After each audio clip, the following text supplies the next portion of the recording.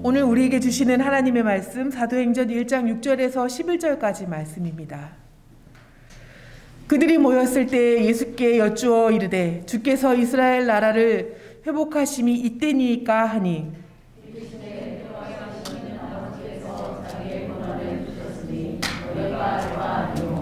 오직 성령이 너희에게 임하시면 너희가 권능을 받고 예루살렘과 온 유대와 사마리아와 땅끝까지 이르러 내 증인이 되리라 하시니라.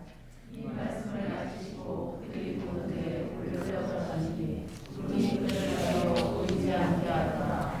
올라가실 때 제자들이 자세히 하늘을 쳐다보고 있는데 흰 옷 입은 두 사람이 그들 곁에 서서 이르되 갈릴리 사람들아 어찌하여 서서 하늘을 쳐다보느냐. 너희 가운데서 하늘로 올려지신 이 예수는 하늘로 가심을 본 그대로 오시리라 하였느니라. 아멘. 선한 영향력 6번째 선교적 공동체와 선교적 삶이라는 제목으로 담임 목사님께서 말씀 선포해 주시겠습니다. 다 하나씩 갖고 계시죠? 오늘 팜 선데이 종료주일입니다. 하나씩 여러분이 받으신 줄 아는데 우리 한번 우리 예수님을 향하여서 흔들어 보겠습니다. 호산나 나를 구원하소서. 호산나 나를 구원하소서. 예, 하나님의 구원이 예수님의 구원이 여러분 가운데 함께하기를 축복합니다. 저 이 팜추리를 대구로 가져가셔서 교회다 던져놓지 마시고 가져가셔서 잘 이렇게 기념하며 말려놓으시기 바랍니다. 말려놓으신 다음에 내년 이맘때 이 사순절이 되어서 가져오시면 그걸 태워갖고 또 사순절의 첫날 LC웬지데이에 쓸 수 있도록 하겠습니다. 이렇게 여러분이 준비해 주시면 그렇게 하겠고요. 그렇게 저게 사는 거는 기독교 서점, 한국 서점에는 없습니다. 서양 서점에 가게 되면 한 15불 정도, 요만한 봉다리 안에 15불 정도 들어가게 되는데 그런 것보다도 이렇게 신앙의 한 루틴을 정해서 그렇게 절기를 지키면서 나가는 모습도 참 좋을 것 같습니다. 우리 교회는 지난 사순절 동안 김진수 장로님의 선한 영향력이라고 하는 교재로 6주 동안 연속해서 속회로 모이고 있습니다. 참으로 3년 만에 다시 모이는 연속 속회입니다.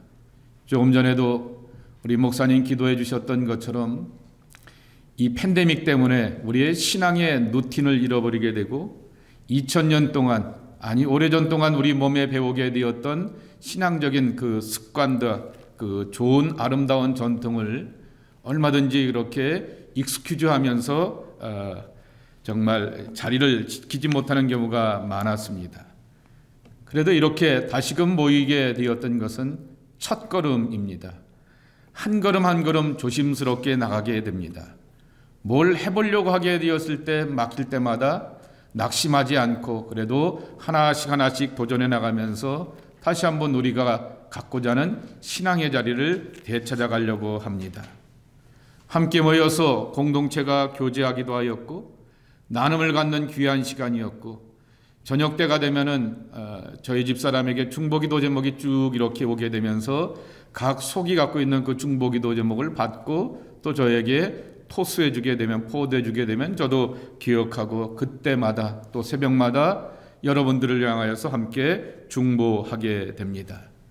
서로를 위하여서 중보 기도한다라고 하는 것이 얼마나 힘이 되고 위로가 되는지 다시 한번 확인하는 그러한 시간이었습니다.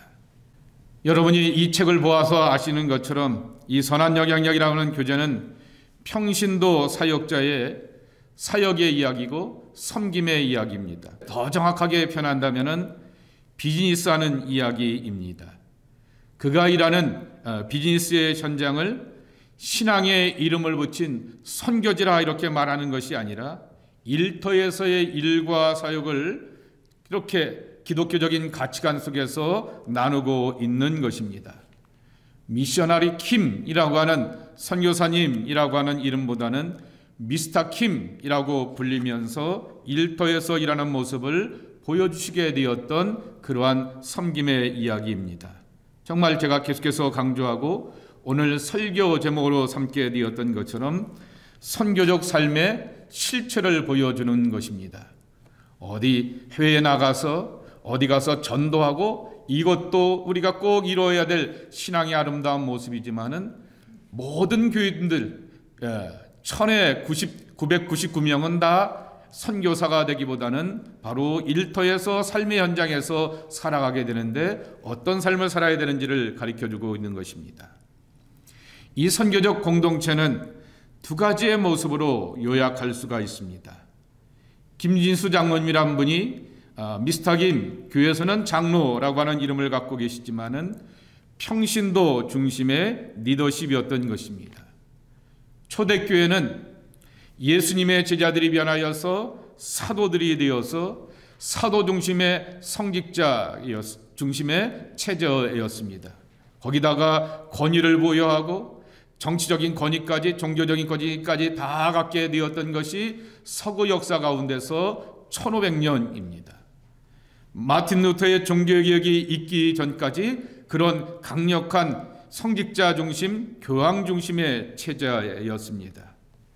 종교개혁 시대는 성직자 중심에서 교사 중심의 리더십으로 바뀌게 되었고, 예배를 집전하고 예배 예식을 강조하기보다는 우리에게 하나님의 말씀을 풀어주게 되면서 나누게 되는 가르침에, 어떻게 보게 되면은 교사 중심의 리더십으로 바뀌게 되었습니다. 그러나 이 성경을 풀어주는 이 마틴 루터가 했던 가장 위대한 것을 성경을 여러분 손에 쥐어주게 되었던 것이죠. 그러나 여러분 유튜브를 보시든지 어디 가서 이렇게 등록을 하며 성경 공부를 하시게 되었을 때 누구한테 성경 공부를 하시게 됩니까? 10중 8구 다 교회에서 그리고 유명한 신학자들에게, 목사들에게 배우게 되는 그러한 성경 공부인 것입니다. 그러나 현대에 오게 되어서 민주주의의 발달과 계몽주의의 발달 속에서 이제는 일반 평신도들에게 그러한 능력들이 함께 나눠지게 되는 그러한 모습이었습니다. 강단과 현장이 분리되어 있게 되었는데 그 강단과 현장의 분리를 회복하는 그러한 모습이 있게 되었습니다. 그것이 바로 평신도들이 섬겨가는 모습인 것입니다. 근데 평신도라고 하는 것은, 교회에서 목사라고 하는 것은 교단에서 나의 신분을 보장하게 되고, 그리고 또한 교회에서 나의 신분을 보장하고 서포트하기 때문에 내가 이것을 안 하면은 나의 존재 기반이 흔들리기 때문에 마땅히 해야 하는 것입니다. 안 하면이라고 하면서 반대급부가 이렇게 반드시 따라오게 되는 것이죠. 근데 평신도는 그렇지 않습니다. 해도 그만, 안 해도 그만입니다. 그렇지만은 그 섬겨가시는 그 모습을 보게 되었을 때 도리어 교인들은 용기를 얻고 은혜를 받게 됩니다. 우리처럼 똑같은 삶을 살아가게 되고 세상살이에 고단함이 있고 일터의 삶이 있고 가정이 있고 자녀가 있고 엮여져 있는 것이 참 많은데도 불구하고 어떻게 그렇게 섬겨가는가라고 하는 그 모습을 보게 되면서 사람들은 칭찬을 하기도 하고 용기를 얻으면서 함께 그 모습 가운데서 섬겨가는 그러한 모습을 경험하게 됩니다. 그래서 평신도의 책임적인 자세와 헌신은 강요가 아닌 것입니다. 스스로가 은혜 받고 스스로가 깨닫고 스스로가 자기의 삶을 하나님 앞에 드리게 되는 그 부르심으로 나가는 은혜라고 하는 것이죠. 근데 점점 이 힘과 권세와 파워, 영향력이 썩어가지는 그러한 시대 가운데 우리가 살고 있는 것입니다. 두 번째로는 교회 안에서의 삶이 아니라 교회 밖에 세상으로서의 부르심이라고 하는 것입니다. 교회가 존재하는 것은 세상 속에서 부름받은 공동체임을 깨닫게 하는 것입니다. 그리고 그 교회 안에 있는 교인들은 각자의 삶 가운데서 하나님의 나라가 가정에서 이루어진다, 일터에서 이루어진다, 운전하는 자동차의 그 자리 가운데서 이루어진다라고 하는 것을 함께 깨닫고 나누는 것입니다. 교회는 세상으로 보냄받은 성도들의 공동체입니다. 다시 말하면 세상으로 보내심을 받았다고 하는 그 고백 속에서 그 믿음의 사명을 감당하게 되는 것입니다. 이 선교적 교회를 잘하는 교회들이 하나씩 있습니다. 유저지에는 필그림 선교회 교회라고 하는 데가 있고요. 필라델피아에 가게 되면은 빌라젤 교회라고 하는 교회가 있고요. 그리고 이 토론토에는 바로 옆에 있는 영락교회가 이 사역을 참 잘하고 교회의 정체성을 그렇게 세워가고 있습니다. 선교적 교회로 가는 길이라고 하는 책을 이 송민호 목사님이 쓰셔서 한국 사람들이 가장 쉽게 이해할 수 있도록 평이하게 써놓게 되셨습니다. 그분이 지난 한 주간 뉴욕에 가서 집회하게 되는데 이런 말씀을 하시는 것을 제가 유튜브로 올라온 것을 보게 되었습니다. 과거에는 아무개가 교회에서 일주일 출석하게 되고 성경 공부 모임에도 기도 모임에도 이런 모임에도 쭉 이렇게 나오게 되면은 옛날에는 엄청나게 그분 믿음 좋아라고 하면서 칭찬을 많이 하였다라고 하는 것입니다. 근데 팬데믹은 교회를 향하여서 교회가 공식적으로 건강을 위해서 안전을 위해서 오지 말라라고 말하게 되는 그러한 형편이 되게 되었고, 그리고 알게 모르게 나도 교회를 향하여서 교인들을 향하여서 이렇게 거리를 두게 되었다라고 하는 것입니다. 여러분들도 지금 예배 시간을 보십시오. 이 앞에 앉아 계시는 세 분만 빼놓고 다 뒤에 가서 앉아 계십니다. 제가 믿기는 다 방역 때문에 안전 때문에 뒤에 앉아 있는 걸로 그렇게 이해하겠습니다. 이렇게 우리가 신앙생활하게 되었을 때 거리를 두게 되는 그러한 모습이 되었다라고 하는 것입니다.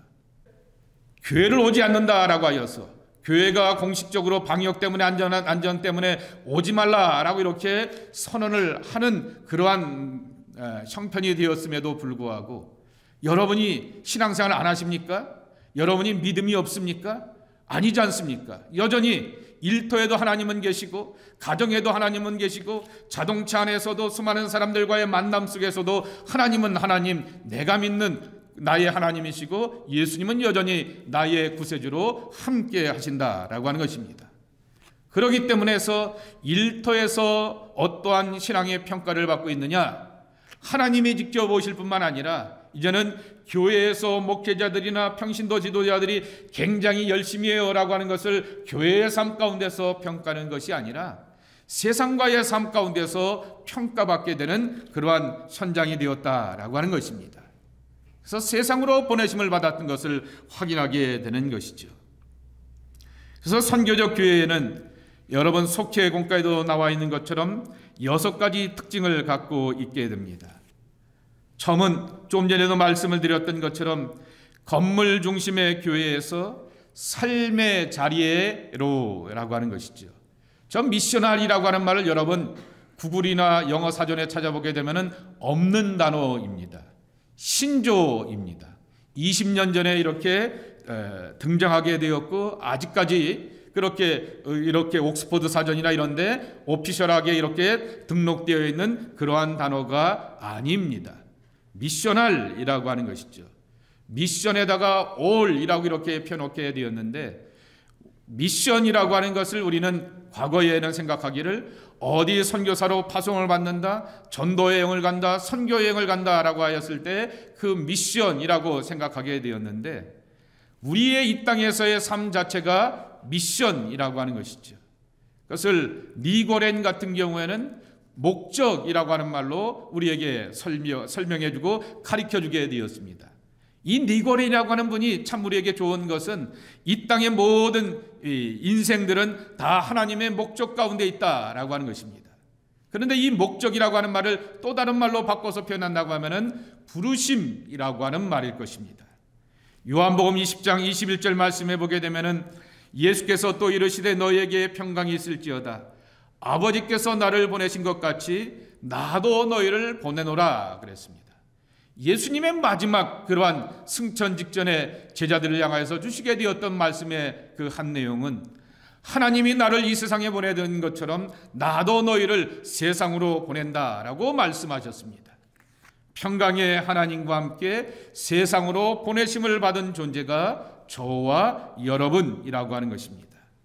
성부 하나님은 성자 하나님을 이 세상에 보내셨고 성자 하나님과 성부 하나님과 성자 하나님은 성령님을 성령 하나님을 이 땅에 보내셨고 이 삼위일체 하나님은 교회를 이 땅에 보내셨고 그리고 우리도 이 땅에 보내심을 받게 되어서 삶의 자리 속에서 하나님을 예배하고 사랑하는 일터 속에서 하나님의 일하심을 함께 경험하는 것이 중요하다라고 하는 것입니다. 두 번째로는 계시에서 경험으로입니다. 계시라고 하는 말은 여러분 전통적으로 교회에 오게 되면은 우리가 예배를 통하여서 하나님의 말씀을 통해서 은혜를 받습니다. 찬양 가운데서 오늘 찬양 가운데 터치가 있었다라고 말하기도 합니다. 기도 가운데 하나님의 임재를 경험하기도 하고 나만 기도하는 것이 아니라 하나님께서 내게 말씀하시고 깨닫게 하시고 감동 주시게 되는 은혜를 경험하게 됩니다. 이거는 굉장히 교회만의 언어이고 교회만의 문화입니다. 이 계시의 경험은 세상 사람들은 할 수 없는 것입니다.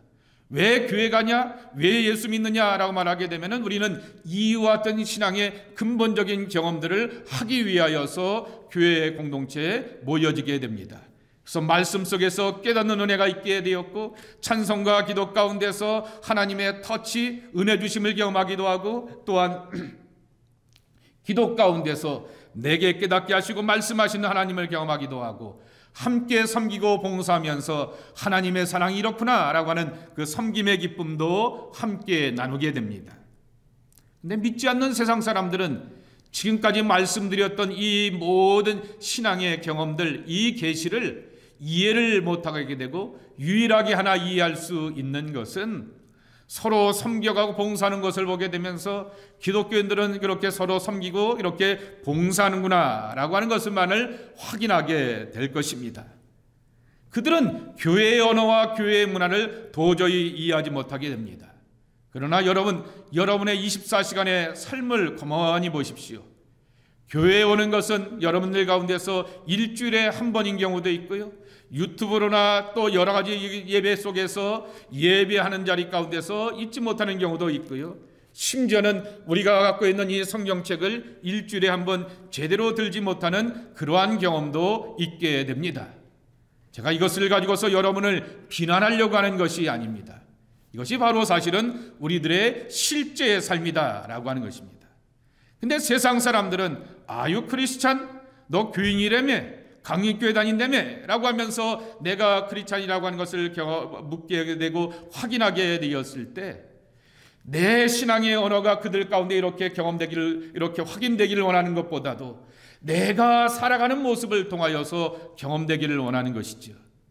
요셉이 보여주었습니다. 다니엘이 보여주었습니다. 자기의 믿음과 삶의 중심을 철저하게 지켜가면서도 불구하고 일터에서 빛나고 일터에서 존귀하고 일터에서 정말 요긴한 삶을 살게 되었던 그 경험들을 보여주게 되었던 것입니다. 예수님 말씀하셨죠? 마태복음 5장 13절 말씀해 보게 되면 너희는 세상의 소금이요 세상의 빛이라 그랬습니다. 제가 말씀을 드렸습니다. 소금이 먼저예요? 빛이 먼저예요? 성경을 보시면 소금이 먼저입니다. 우리는 습관적으로 빛과 소금이라고 이렇게 말하게 됩니다. 그러나 마태복음 5장 13절을 보게 되면 너희는 세상의 소금이요 빛이라 말씀하십니다. 소금 되었을 때 빛되는 것입니다. 녹아져 가는 것이죠. 녹아지면서 그 안에서 스며들게 되면서 썩지 않게 하고 만나게 하면서 빛나는 그러한 모습이 되어야 한다라고 하는 것입니다. 세 번째로는 믿음에서 따름으로라고 하는 것입니다. 같은 맥락일 것입니다. 믿음이라고 하는 것을 우리는 하나님의 은혜를 받았다라고 이렇게 말하기도 하게 됩니다. 예수 그리스도의 구속의 은총을 내 안에 확인하게 되었다라고 말하게 됩니다. 십자가를 강조하게 되고 십자가의 피 흘림을 함께 고백하게 되고 그 십자가의 피 흘림의 은혜가 얼마나 값지고 귀한가를 함께 나누기도 합니다. 이번 주에 성금요일 예배가 존 파이퍼의 예수 그리스도가 십자가에 못 박히신 이유 50가지입니다. 그런 것처럼 50가지가 있지만은 우리가 목회자가 다 많지 않고 시간의 제약이 있기 때문에 50가지를 다 하면은 아마 예수님과 함께 여러분들도 십자가에 못 박히실 것 같아서 7가지만 이렇게 하게 됩니다. 이렇게 함께 나누게 되는데 50가지가 됩니다. 왜 예수님이 십자가에 못 박히셨는가, 그 이유를 50가지나 찾으려면 찾을 수 있는 이 신앙의 귀하고 값진 은혜가 우리에게 담겨져 있는 것입니다. 선교적인 삶을 살고 교회가 된다라고 하는 것은 예수 그리스도의 삶의 모습을 본받아서 세상 가운데서 실천하는 그러한 삶을 살아가게 되는 것입니다. 사도행전 13장 1절 말씀해 보게 되면은 초대교회 가장 건강하고 모범적인 교회를 안디옥 교회라 이름을 부르게 됩니다. 거기에 안디옥 교회 지도자들의 이름들이 나오게 됩니다. 바나바와 니게르라고 하는 시므온과 구레네 사람 누기오와 분봉왕 헤롯의 젖동생 마네안과 및 사울이라 그랬습니다. 바나바, 예루살렘 교회에서 파송하게 되었던 1.5세 혹은 2세 유대인 크리스찬이었던 것입니다. 헬라 말을 할 줄 아는 사람이었던 것이죠. 니게르라고 하는 말입니다. 니그로라고 하는 말이고, 그리고 구레네 사람 누기오라고 하는 거죠. 구레네가 이디오피아를 말하고 있지 않습니까? 그 동네에서 오게 되었습니다. 그러니 유대인들이 얼마나 이 색깔에 대하여서, 인종에 대하여, 사람에 대하여서 그렇게 차별을 많이 합니까? 그런데 초대교회는 이것을 극복하게 되었다라고 하는 것이죠. 그리고 분봉왕 헤롯의 젖동생 마나엔 그랬습니다. 이 유모를 통하여서 같이 그렇게 젖을 함께 나누게 되었던 이라고 하는 것이죠. 그러니까 왕족이고 귀족이라고 하는 그러한 뜻을 담고 있습니다. 귀족이 초대교회 공동체에 들어오게 되어서 섬김의 일꾼이 되었고, 그리고 제일 마지막에 가서 사울이라고 하는 바울을 소개합니다. 유대인들이 보게 되었을 때는 변절자였던 것이고, 그리고 또한 기독교인들이 바라보게 되었을 때는 그의 과거는 이렇게 타당치 않고 정말 의심쩍은 그러한 사람이었습니다. 이런 사람들이 어울려서 하나님의 일들을 이뤄가게 되었다라고 하는 것이죠. 자기 목소리를 높이고 자기의 과거의 경험과 그러한 화려함을 강조하기보다는 하나님의 뜻의 앞에 철저히 순복하는 그 모습이 이방 사람들 가운데서 정말 섬김의 아름다운 결과로 나타나게 되었다라고 하는 것이죠.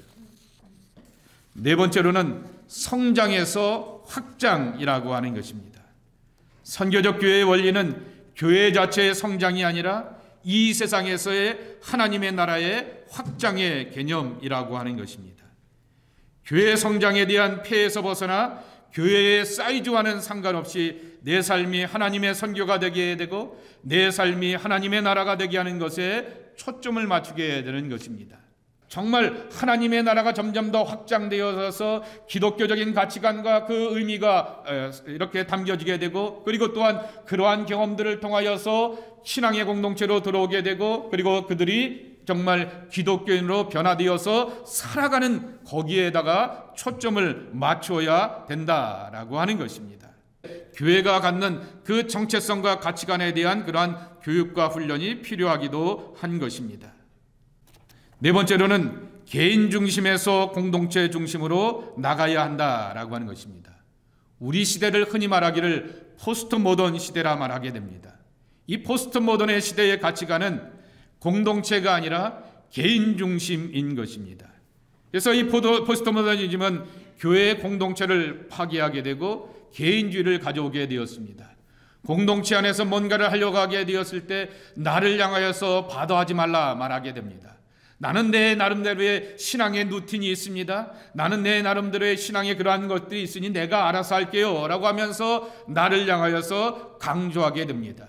이 민주주의의 개념이 또한 그렇게 변화되게 되었고, 개인주의 속에서 자기의 감정과 자기의 뜻과 자기가 갖고 있는 그 가치관에 대하여서 굉장히 의미를 두게 되는 그러한 시대에 살게 되었던 것이죠.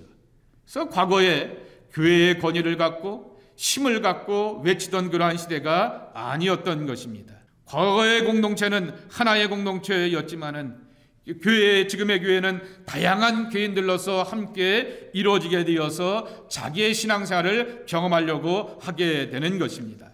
나 한 사람 한 사람의 그러한 목소리가 높여지게 되고 감정이 드러나게 되었을 때 교회 공동체 안에서 불편함을 겪게 되는 것이 참 많게 되는 것입니다. 그래서 개인 중심의 신앙은 건강한 신앙 공동체를 함께 세워가는 데 걸림이 되는 것입니다. 그래서 선교적 교회라고 하는 것은 교회의 머리가 되신 예수님을 따르면서 함께 하나님의 나라를 세워가고 함께 하나님의 나라의 일원이 된다라고 하는 것입니다. 여러분 기억하시죠? 하나님의 나라는 영토의 개념이 아니다라고 하는 것이죠. 하나님의 나라는 다스림의 영역이라고 하는 것이죠. 누가 나를 다스리는 거예요?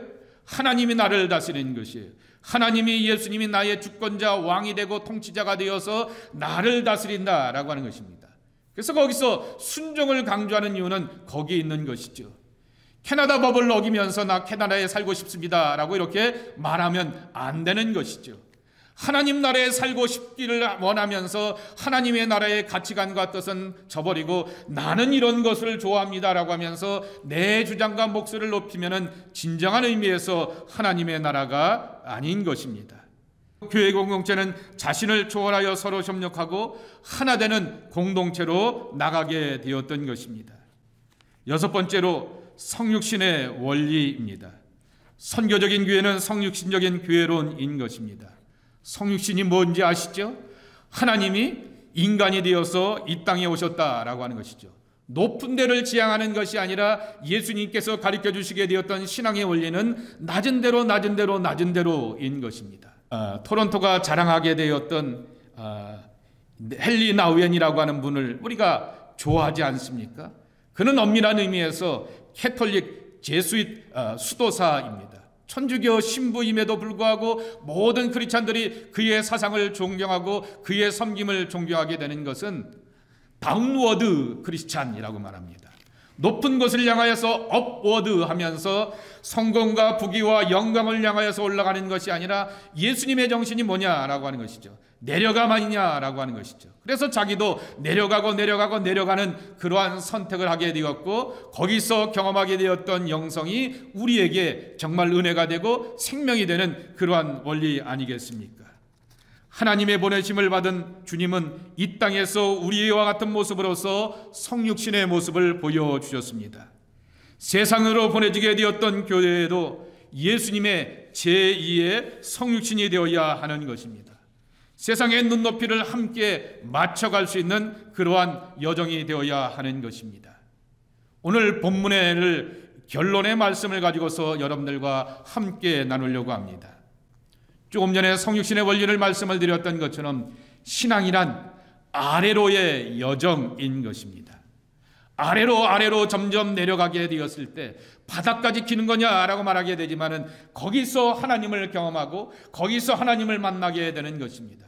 예수님이 영광을 드러내게 되었던 것은 하늘 보좌가 아닌 것입니다.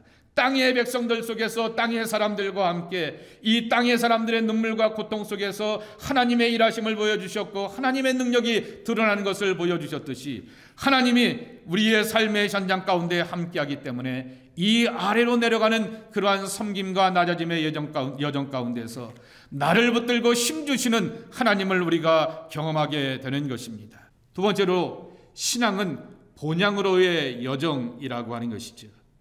예루살렘과 온 유다와 땅끝까지 이르러 내 증인이 되라 라고 이렇게 말씀하시게 되었던 것은 제자들에게 있어서는 목숨을 걸어야 되는 그러한 것이지만은 그러나 영원한 본향을 담보하고 있기 때문에 확신하고 있었기 때문에 그렇게 담대하게 하나님의 말씀과 복음을 전하며 승리할 수가 있었다라고 하는 것이죠. 캐나다에 이민 왔던 이유 가운데 한 가지가 있습니다. 하나는 자녀 교육이지만은 또 하나는 노후보장입니다. 미국보다도 더 노후보장이 잘 되어 있는 나라가 바로 이 캐나다인 것입니다. 우리는 노후의 보장을 향하여서 잘하고 있는데 사후 보장도 준비되어 있겠습니까? 여러분의 사후는 누가 개런티하겠습니까? 제가 개런티할 수 있는 것도 아니고요. 그리고 여러분들이 스스로 장담할 수 있는 것도 아닙니다.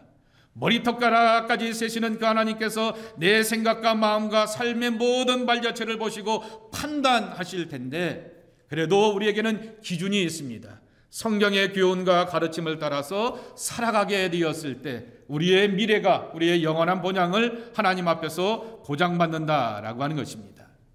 세 번째로 신앙은 자아를 깨고 이웃을 향하여서 나아가는 여정인 것입니다.